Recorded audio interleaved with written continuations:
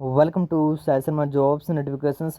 और आज हम बात करेंगे पंजाब यूनिवर्सिटी के मॉडल टेस्ट पेपर के बारे में। देखो, ये टेस्ट पेपर आपका काफ़ी महंगा है, ठीक है, बट आपको मैं फ्री ही डेली इसकी वीडियो डालूंगा जिसमें आपको डेली आपको क्वेश्चन करवाए जाएंगे पंजाब यूनिवर्सिटी के मॉडल टेस्ट पेपर के, ठीक है। यानी मतलब ये क्वेश्चन वो नहीं होते जो आपके पंजाब यूनिवर्सिटी में आए हैं या आने होते हैं, बट इससे रिलेटेड क्वेश्चन या ये क्वेश्चन भी डायरेक्ट आ सकते हैं या इससे रिलेटेड क्वेश्चन 101% आएंगे।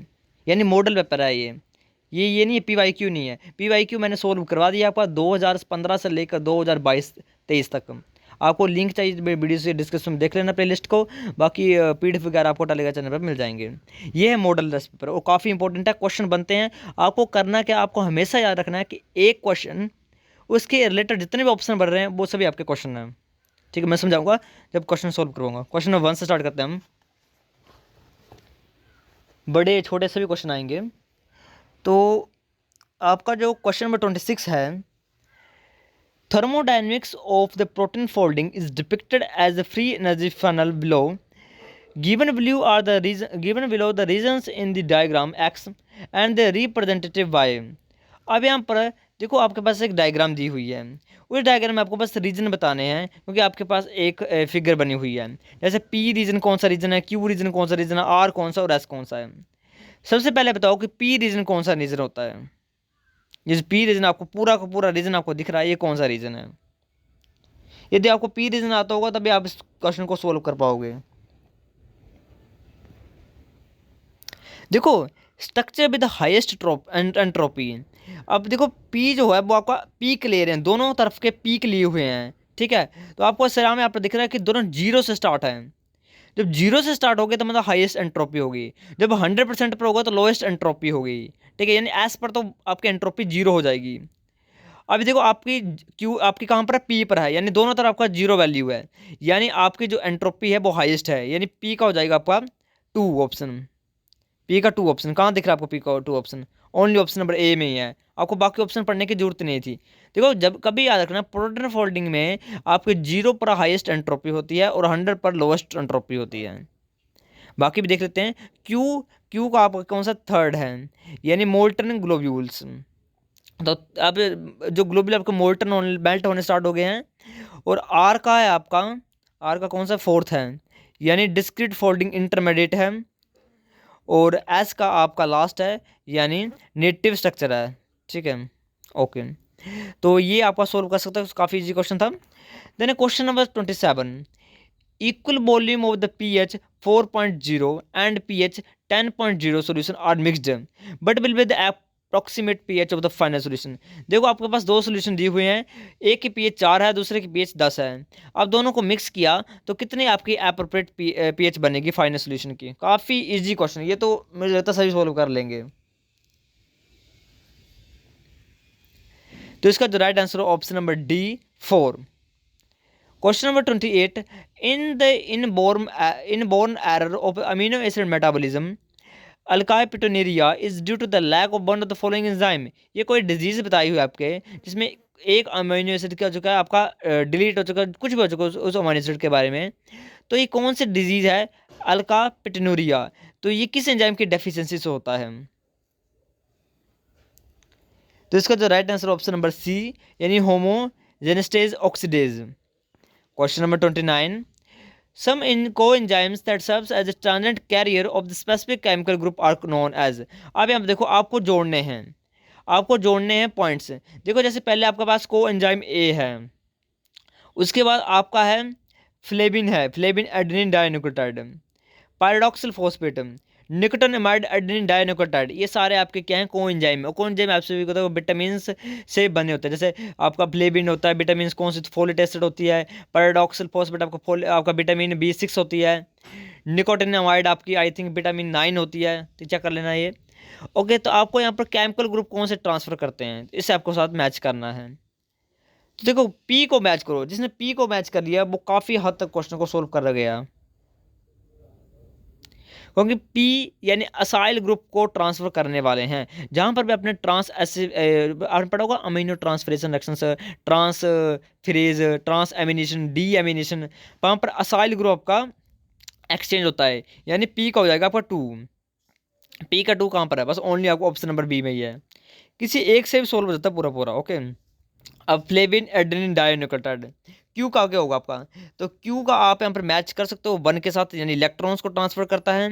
पैराडॉक्सल फॉस्फेट आपका ट्रांसफर करता है अमाइनो ग्रुप को, क्योंकि पैराडॉक्सल फॉस्फेट आपका आपने पढ़ा होगा जब आपने ट्रांस एमिनेशन रिएक्शन पढ़ा है, तो ट्रांस एमिनेशन रिएक्शन में पहला स्टेप है जिसको कैटलाइज करता है पैराडॉक्सल फॉस्फेट, आपने पढ़ा होगा। निकोटिनामाइड एडेनिन डाइन्यूक्लियोटाइड, NADP बोलते हैं इसको, या NADH बोलते हैं। तो ये जो है एस वाला, इसको हम मारेंगे हाइड्राइड आयन के साथ, क्योंकि ये वाटर की प्रेजेंस में रिएक्शंस करेगा। तो ये थोड़े टफ या ट्रिकी क्वेश्चन थे। आपको नेक्स्ट हम वीडियो के आगे चलते हैं।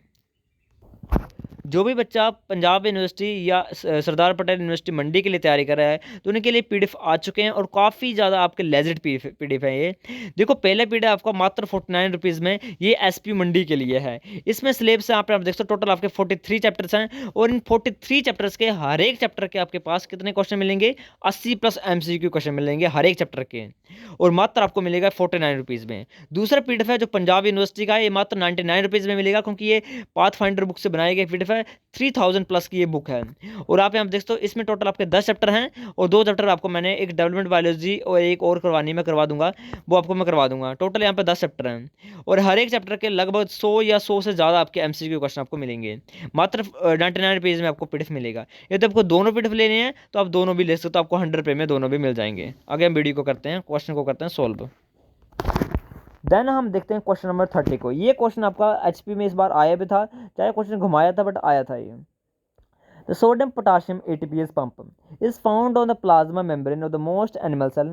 A mutation in the intrinsic phosphorylation site of the pump is most likely to be effective. देखो आपने पढ़ा होगा ये जो होता है सोडियम पोटासियम पंप, ये P टाइप का ATPase पंप है। इधर बोला है कि अगर उसमें म्यूटेशन करवा दी जाए अंदर की तरफ वाले, तो क्या होगा, अंदर की तरफ बोला है।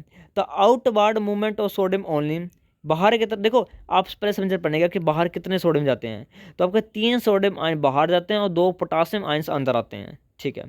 अब इमिटेशन हो गई है intrinsic phosphorylation site of a pump में, तो आउटवर्ड मूवमेंट ऑफ सोडियम, बस बाहर की तरफ सोडियम की मूवमेंट होगी, इनवर्ड मूवमेंट ऑफ पोटासियम होगी, both inward and outward movement होगी, या कोई has no effect on the pump activity but affect its stability.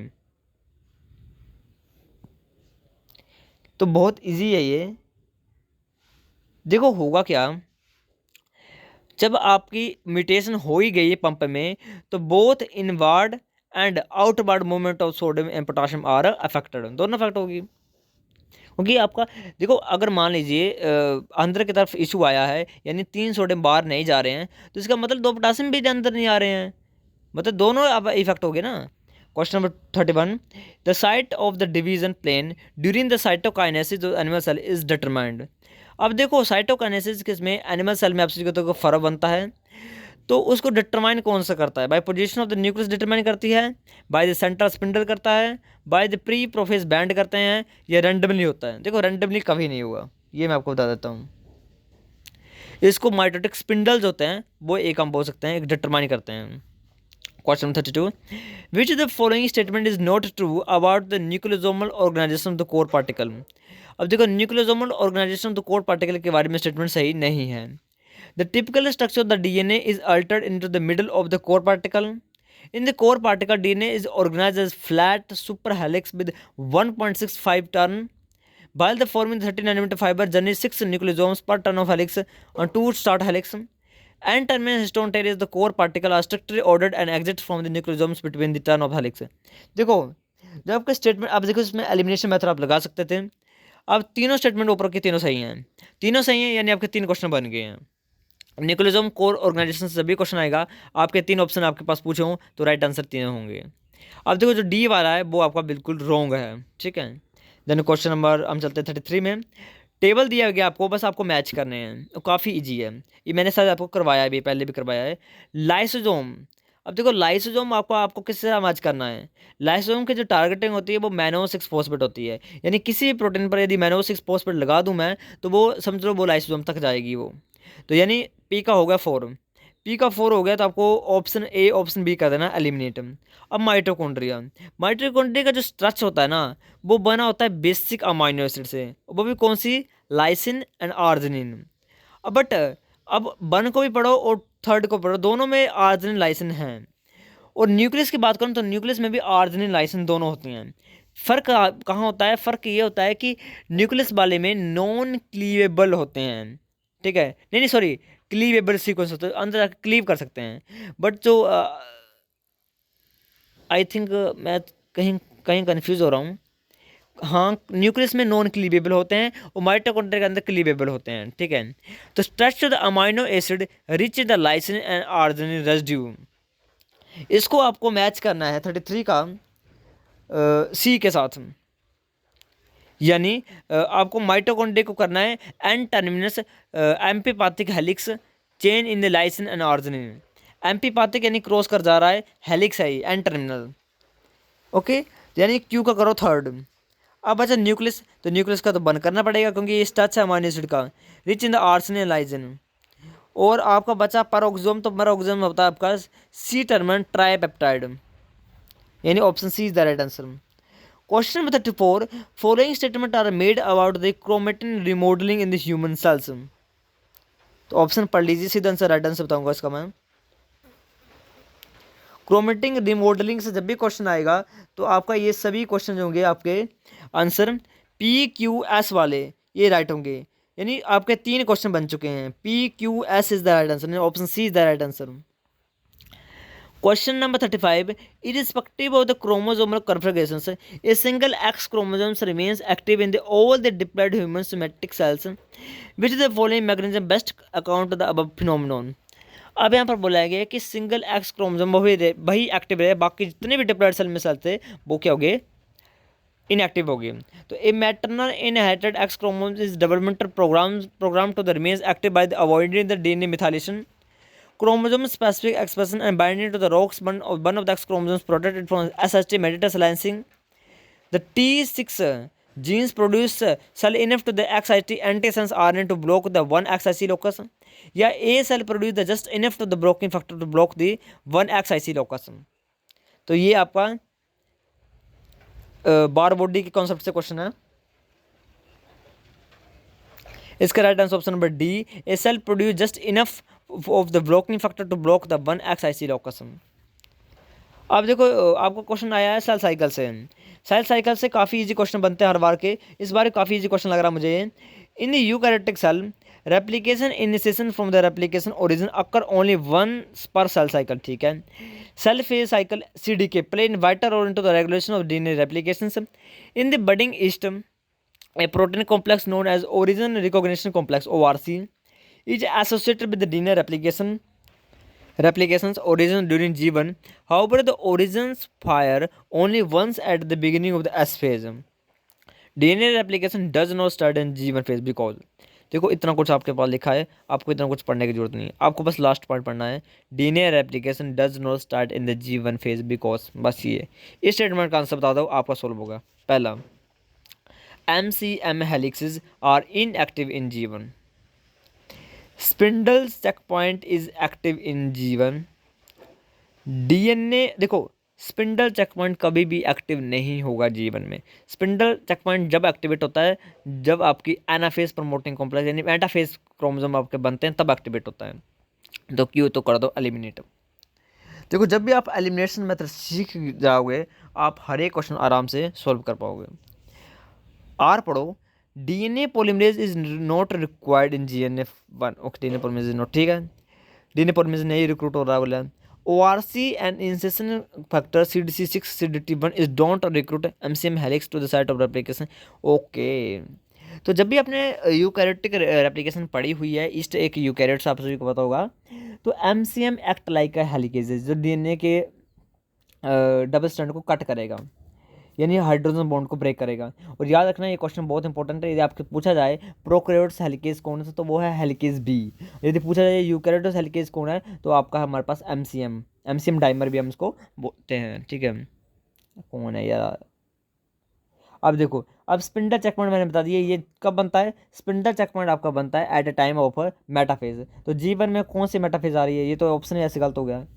अब देखो अब डीएनए जी1 फेज में डीएनए रेप्लिकेशन इसीलिए नहीं होती है क्योंकि वहाँ पर एमसीएम आपका एक्टिवेट नहीं होता है, पहला रीज़न। और दूसरा रीज़न है वहाँ पर डीएनए पॉलीमेरेज भी रिक्रूट नहीं होता है, यानी P and R is the right answer.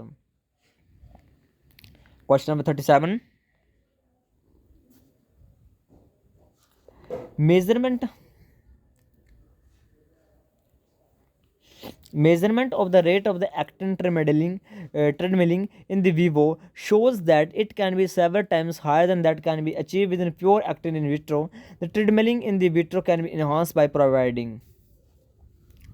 तो ट्रेडमेलिंग जो आपकी माइक्रोफिलामेंट हो जाती हैं या माइक्रो ट्यूब्यूल्स होते हैं उनकी बढ़ जाती हैं, किस चीज़ से हम उनको बढ़ा सकते हैं? सिंपल क्वेश्चन, ये बात पूछी जा रही है।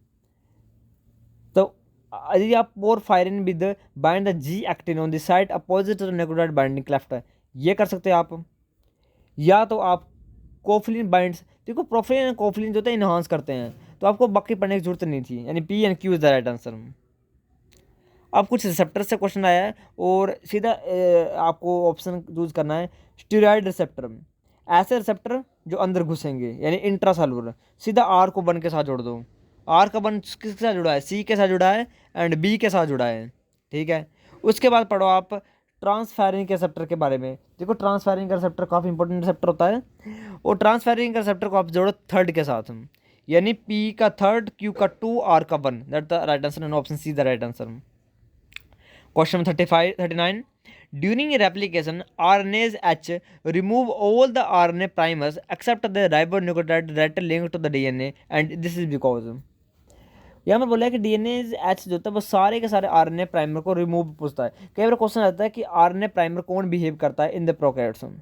यह से पूछ सकता है कि आरएनए प्राइमर जो बिहेव कर रहा है वो तो ठीक है, डीएनए पॉलीमरेज बन तो ठीक है। अब मुझे ये बताओ कि आरएनएज प्राइमर को रिमूव कौन करता है? तो आरएनए प्राइमर को रिमूव करता है आरएनएज एच, याद रखना। अब बोले भाई कोई ए को नहीं कर पा रहा है, वो किसको? राइबोन्यूक्लियोटाइड को नहीं कर पा रहा है। क्यों नहीं कर पा रहा है? It can degrade the RNA and DNA from their 5' end. It can only cleave the bond between the two ribonucleotide. It can degrade the RNA and DNA from the 3' end. Activity of the RNA is inhibited by the presence of the double helix. Both stand as the DNA. So this correct answer option B. It can only cleave the bond between the two ribonucleotide. Question number 14. Eukaryotic mRNA are modified to the possesses the 5' cap structure. Which one of the following is incorrect statement about the function of the 5' cap? देखो 5' capping होती है prokaryotes में, sorry eukaryotes में, prokaryotes में नहीं होती हैं। तो फंक्शन क्या है भाई उनके? अब पूछा है कि इनकरेक्ट पूछा है। तो it protect the mRNA from 5 to 3' exoribonuclease attack. It facilitate the splicing, देखो स्प्लाइसिंग तो करवाता है, यानी ए बी स्टेटमेंट तो बिल्कुल सही है। It protects the transit from the degradation of the RNA third family enzyme. It facilitate the attachment of the 40S ribosome सब। देखो डी और बी स्टेटमेंट बिल्कुल सही है, आप सभी को पता होगा, हम मेरे को पता है। अब हम करेंगे कि ए या सी। तो देखो ये 5' to 3' एक्सो राइबोन्यूक्लियस अटैक को बचाता है, दैट्स अ गुड, यानी ए भी सही है, यानी जो सी स्टेटमेंट है बिल्कुल रॉन्ग स्टेटमेंट है। Question number 41. In the human cell line, a large fraction of the double-strand DNA break are repaired by the non-homologous end joining. And in vitro, the flap endonuclease will affect the. तो इसका right answer option number B, gap trimming. अब हम चलते छोटा question को ए। इस question को solve करो, काफ़ी इजी क्वेश्चन है, आपको बस मैच करना है। ये टी आर एन ए का स्ट्रक्चर है। तो डी आर पर क्या होता है आपका? डाई हाइड्रो यूरिडिन, यानी एस का कर दो वन। एस का मैंने कर दिया वन। उसके बाद टी साई सी आर्म होती है आपके सीडो यूरिडिन के साथ, यानी आर का कर दो 4। एंटीकोडोन आपका प्रेजेंट होता है 5 बेस स्टम्स के साथ, यानी क्यू का कर दो 3rd। और एक्सेप्टर आर्म पे होता है आपका CCA सीक्वेंस, यानी पी का कर दो 2, यानी option number D is the right answer.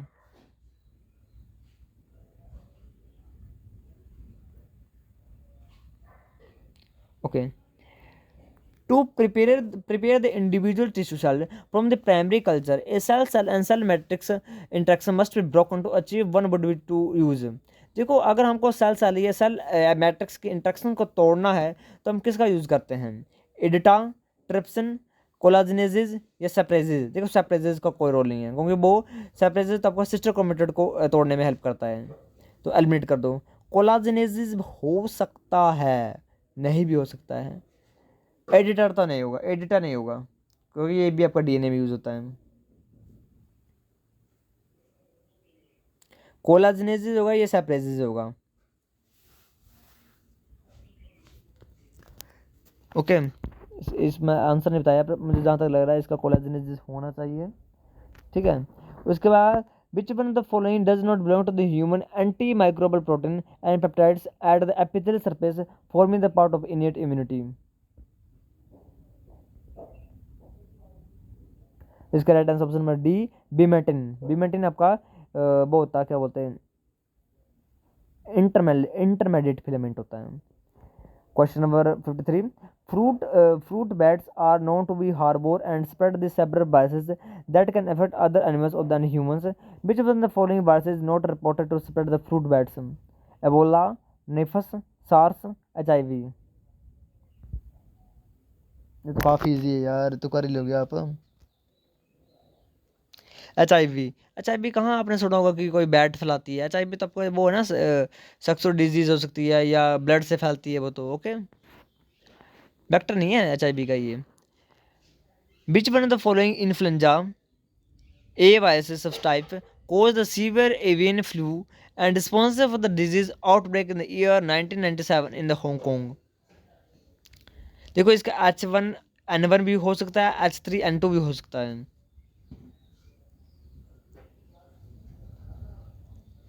But इसका जो राइट आंसर वो है H5N1।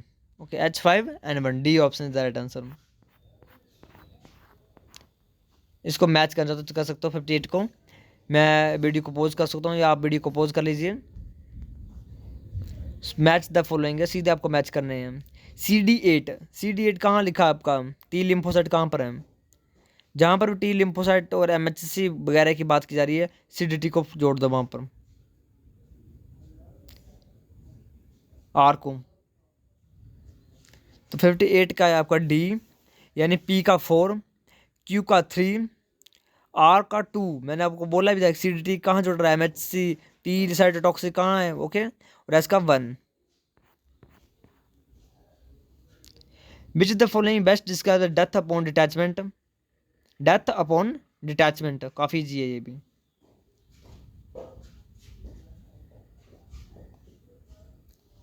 तो इसको हम बोलते हैं एनॉक्सिसिज्म, एनॉक्सिसिस, ANOIKIS बी।